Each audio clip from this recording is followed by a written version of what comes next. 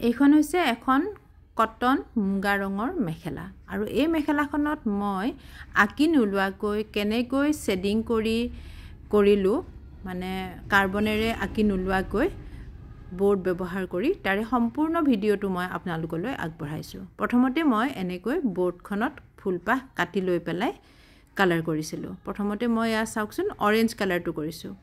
এনেকৈ আমি শেডিং কৰিব পাৰো বোৰ্ড ব্যৱহাৰ কৰিও আকি নোলোৱাকৈ যেটো স্টেনচিল ওয়াৰ্ক বুলি কয় স্টেনচিল ওয়াৰ্কত আমি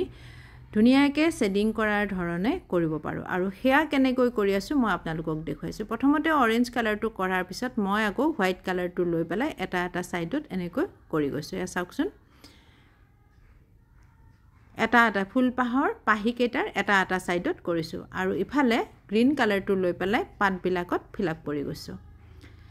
পাতবিলাকত ফিল আপ কৰাৰ পিছতো মই শেডিং কৰিছো শেডিংটো কেনেকৈ কৰিছো হেতু মই আপোনালোকক দেখুৱাব লৈছো ইয়া চাওক প্ৰথমতে মই ফিল আপ কৰিলো গ্ৰীন কালাৰটোৰে আৰু অকনমান ব্ল্যাক কালাৰ লৈ মই এনেকৈ এটা সাইডত আকৌ শেডিং কৰি দিলো এইখন বোৰ্ড মোৰ হৈ গল দেখিলেনে এতিয়া মই দ্বিতীয়খন বোৰ্ড পাই ললো আৰু দ্বিতীয়খন বোৰ্ডত মই এতিয়া আকৌ এনেকৈ গ্ৰীন কালাৰেৰে পাতবিলাক ফিল আপ কৰি ললো খুব সহজ কম সময়ৰ ভিতৰত কৰিব পৰা এটা আহি এয়া চাওকচোন কম সময়ৰ ভিতৰতে হৈ যায় বেছি সময় নালাগে আৰু এনেকৈ মই কৰি থাকো আৰু হে মই আপোনালোকেও কৰিব পৰাকৈ মই আপোনালোকক ভিডিওটো দেখুৱাইছো এয়া চাওক অৰেঞ্জ কালাৰটো কৰাৰ পিছত মই আকৌ হোৱাইট কালাৰটো লৈ পেলাই কেনেকৈ শেডিং খিনি দিছো এয়া চাওক তে এনেকৈ কৰিলে কাপোৰখনত খুব পাতল হয় আৰু ধুনিয়া হয় এয়া চাওক এতিয়া আকৌ ব্ল্যাক কালাৰটো লৈ পেলাই শেডিং দিলো ইয়াৰ পিছত কিন্তু অকনমান কাম থাকে হেখিনিও মই আপোনালোকক দেখুৱাই দিম বোৰ্ডখন উঠাই দিয়াৰ পিছত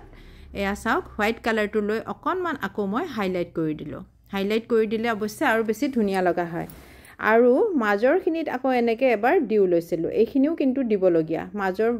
মাজত এনেকৈ হোৱাইট আৰু ব্ল্যাক কালাৰ মই কৰি দিছো তেতিয়া আৰু বেছি ধুনিয়া দেখা হয়